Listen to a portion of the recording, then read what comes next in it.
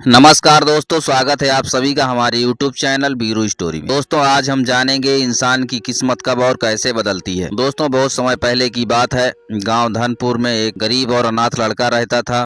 उसका नाम राजू था। माता पिता की मृत्यु के बाद राजू का ना कोई घर और ना कोई सहारा था। छोटे मोटे काम करके किसी तरह अपना पेट भरता था। कभी किसी के खेत से घास काटता, कभी किसी की भैंस चराता। लोग उसे काम के बदले खाने के लिए कुछ रोटियां दे देते थे और यही उसका गुजारा था। रात को वह गांव के पुराने मंदिर के बाहर सो जाता। ठंडी हवा में सिकुड़ते आसमान के तारों को देखता और सोचता, क्या मेरी जिंदगी कभी बदलेगी। एक दिन गांव के लोगों के ताने सुनते सुनते राजू ने ठान लिया कि अब वह यहाँ नहीं रहेगा। उसने सोचा, अगर किस्मत बदलनी है तो मुझे अपने गांव से बाहर जाना होगा। वह गांव के छोटे से रेलवे स्टेशन पहुंचा। जेब में एक पैसा नहीं था, लेकिन दिल में बड़े सपने थे।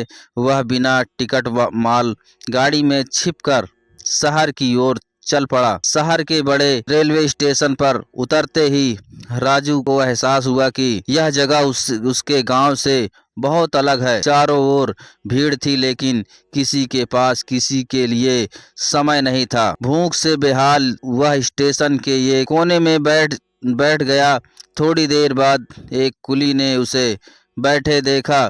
कुली ने उसके पास आकर कहा, अरे बच्चे, यहाँ ऐसे क्यों बैठे हो। राजू ने धीरे धीरे अपनी कहानी कुली को बताई। कुली ने उसे सहानुभूति भरी नजरों से देखा और कहा, बेटा, इस शहर में तुम्हें मुफ्त में कुछ नहीं मिले कोई देने वाला। अगर जीना है तो मेहनत करनी होगी। दुनिया में मेहनत करने वालों की ही कद्र होती है।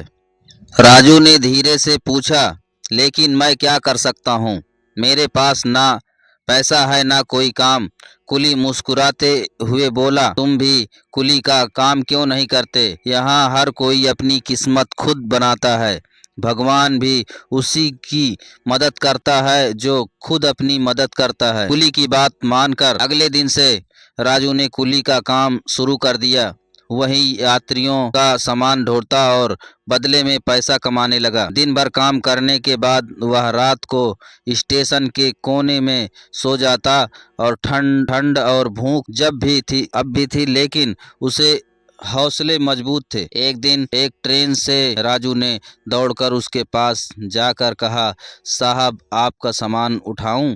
व्यापारी ने उसे देखा और कहा, तुम बहुत छोटे हो, तुम्हारी उम्र तो खेलने कूदने की है। राजू ने उसकी बात सुनकर धीरे धीरे अपनी कहानी सुनाई। उसने बताया कि वह अनाथ है और अपनी मेहनत से अपनी किस्मत बदलना चाहता है। उसने कहा, साहब, मैं सीख लिया है कि जिंदगी में बिना मेहनत के कुछ नहीं मिलता।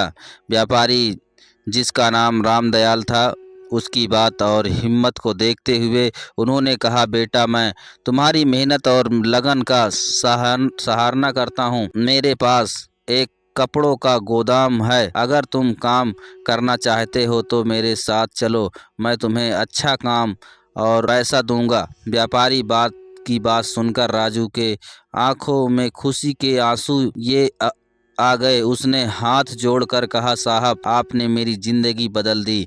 रामदयाल मुस्कुराए, जो हो सकता है भगवान ने मुझे तुम्हारी मदद करने के लिए भेजा हो। राजू व्यापारी के साथ गोदाम में काम करने लगा। वह कपड़ों की पैकिंग करता, ग्राहकों से डील करता और हर काम को ईमानदारी से करता। उसकी मेहनत और लगन देखकर रामदयाल बहुत खुश हुए। कुछ सालों बाद राजू ने गोदाम के हर काम में महारत हासिल कर लिया। अब उसकी उम्र 25 साल की हो चुकी थी। उधर रामदयाल 60 साल के हो गए थे।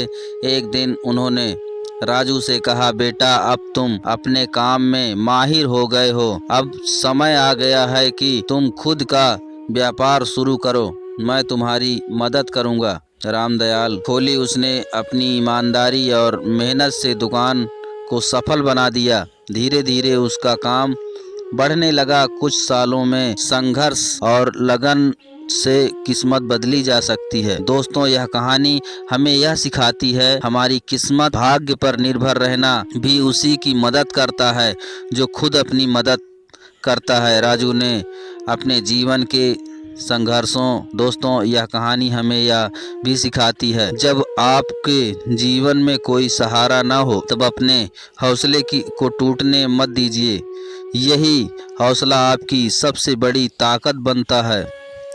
याद रखिए, आपकी मेहनत आपकी तकदीर का सबसे बड़ा हथियार है। दोस्तों, अगर यह कहानी आपको प्रेरणा देती है तो वीडियो को लाइक और चैनल को सब्सक्राइब करना न भूलें। धन्यवाद।